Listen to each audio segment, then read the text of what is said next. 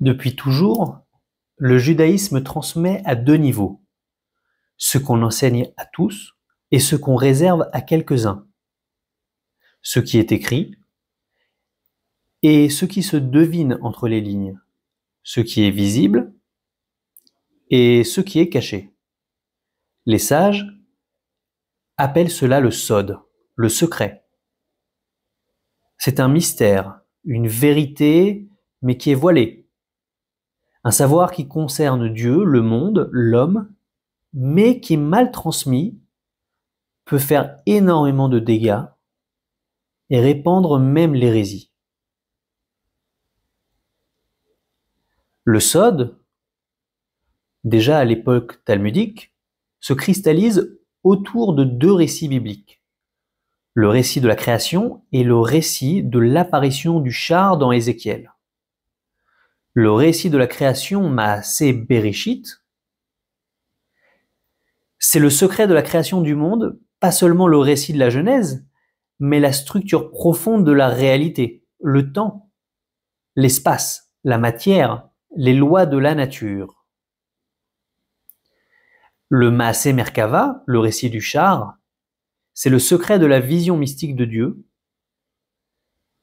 telle qu'elle apparaît dans Ézéchiel, un char, des créatures angéliques, des sphères, une image de la présence divine bouleversante et difficile à décrire, et il concerne ce qu'il y a à savoir sur Dieu, sur son lien avec le monde et avec l'homme. Ces deux domaines sont au cœur du Sod, ils touchent à l'origine et au sens de tout, et c'est précisément pour cela qu'ils ne peuvent être transmis à la légère. D'ailleurs, dans la Mishnah, dans le traité de Chagiga, chapitre 2, première Mishnah, on explique que le Maaseh Bereshit, le récit de la création, ne peut être compté devant deux personnes. Une au max. Pourquoi? Pour être sûr qu'un sujet aussi important soit bien transmis. Et le Maaseh Merkava, le récit du char, ne peut être compté même devant une personne, sauf si on parle d'une personne perspicace, reconnue, initiée, à qui l'on donne seulement les têtes de chapitre, pour qu'il puisse arriver après un gros travail à ses propres conclusions. Au XIIe siècle, le secret vacille. Même Maïmonide le Grand, dans le Guide des Égarés, nous dira que les mystères furent tellement bien conservés et gardés qu'ils furent perdus. Et à ce moment-là, une vraie guerre du Sod se prépare. Deux tendances se forment, deux camps. Les philosophes, influencés par la pensée grecque et arabe, veulent réinterpréter le Sod de manière rationnelle. Pour eux, Maaseh Bereshit, le récit de la création, c'est la physique. Et Maaseh Merkava, le récit du char, c'est la métaphysique. Il faut traduire le mystère en langage logique. De l'autre côté, les mystiques affirment que le Sod ne peut pas être réduit à un système, surtout pas à un système étranger. Il est symbolique, intuitif, intérieur. Il ne s'explique pas. Il se reçoit de maître à élève, de génération en génération. C'est dans ce contexte que les kabbalistes vont commencer à dévoiler petit à petit leur vision de la Torah, leur vision des secrets de la Torah. Le Sod commence à apparaître. À la fin du XIIe siècle, apparaît le Sefer HaBahir, le livre de la clarté, mais qui n'était pas du tout clair. Il est rempli d'énigmes et d'allusions, mais pour la première fois, on y parle des séphirotes, les forces par lesquelles Dieu se manifeste dans le monde. On les évoque, on ne les définit pas. Le Bahir est le début de ce dévoilement. Après lui, le Ra'avad, Rabbi Avraham ben David de Posquier, grand kabbaliste mais qui n'écrit aucun livre et grand critique de Maïmonide, commence à être connu en tant que kabbaliste et a donné donc ces lettres de noblesse à cette science, à cette pratique. Et son fils, Rabbi Yitzhak Sagi Nahor, l'aveugle lumineux, commence lui à écrire un commentaire du Sefer Yetzira, le livre de la formation, de la création, attribué à Avraham, le patriarche, et qui nous vient probablement de l'Antiquité, livre énigmatique qui fut commandé par tous les mystiques pour essayer de comprendre le secret qui est transmis par ce livre mystérieux. Avec le Zohar, il constitue l'un des 2 livres les plus importants pour les mystiques de l'époque médiévale. On y parle de Sphirot, pas encore de la manière dont on en parlera au Moyen-Âge, de langage du vin, des lettres et de la structure cosmique de l'univers.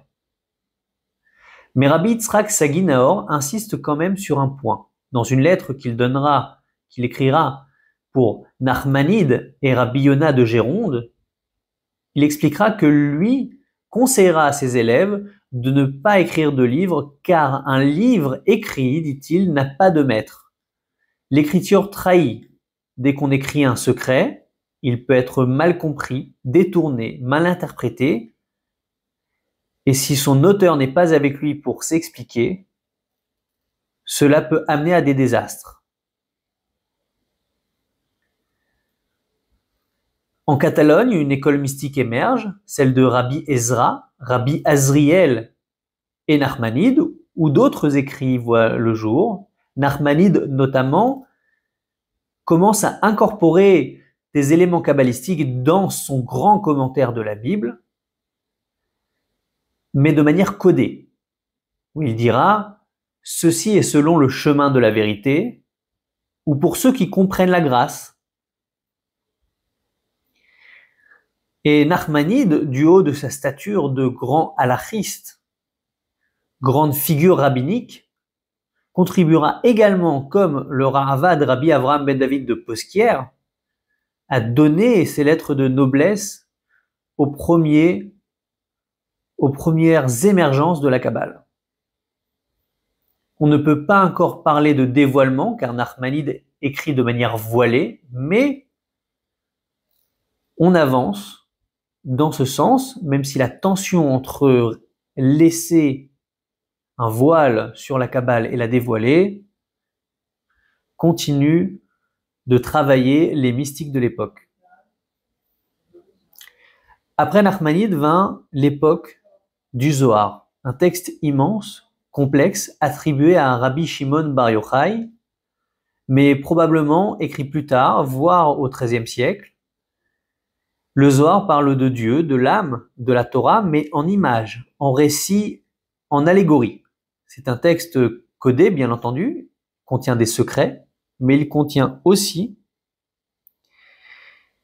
des protections contre ceux qui voudraient comprendre trop vite. Le Zohar sera considéré comme un livre canonique, une véritable Bible de la Kabbale par les kabbalistes qui seront postérieurs, notamment par le grand Arizal, Rabbi Yitzhak Luria. Et il sera considéré quasiment comme un texte révélé par prophétie.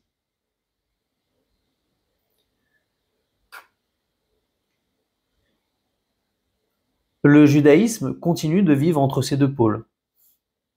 Le pôle caché ou le pôle révélé, transmettre ou préserver. Le Sod est encore au centre de cette tension. On verra plus tard dans d'autres vidéos, dans certaines époques de l'histoire, des explosions de dévoilement et des explosions de retour au mystère. Le Sod sera au centre de ces tensions.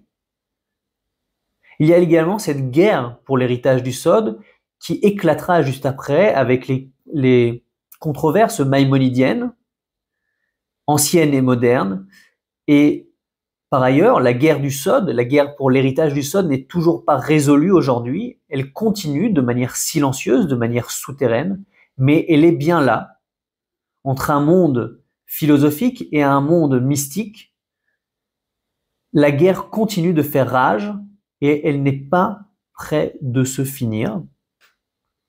Et aujourd'hui surtout, quand on est à l'ère de l'information où le secret n'a plus lieu d'être, on peut encore se demander, mais qu'est-ce que le secret, qu'est-ce que le sod? Est-ce que le sod est dévoilé ou alors est-ce que le sod n'est pas ce que l'on cache, mais c'est ce l'on approche lentement, de manière initiatique, ce qu'on cherche à comprendre, mais qu'on ne possède jamais, ce qui transforme celui qui cherche avant même qu'il ait trouvé. Et peut-être, c'est pour cela que la guerre du sod n'est toujours pas terminée. Et pour vous, qu'est-ce que serait le sod? Est-ce un savoir philosophique, mystique, une illusion? Dites-le moi en commentaire. Et merci de m'avoir écouté. Nous continuerons avec d'autres vidéos dans l'histoire passionnante de la Kabbale et des kabbalistes et dans le dévoilement du sod.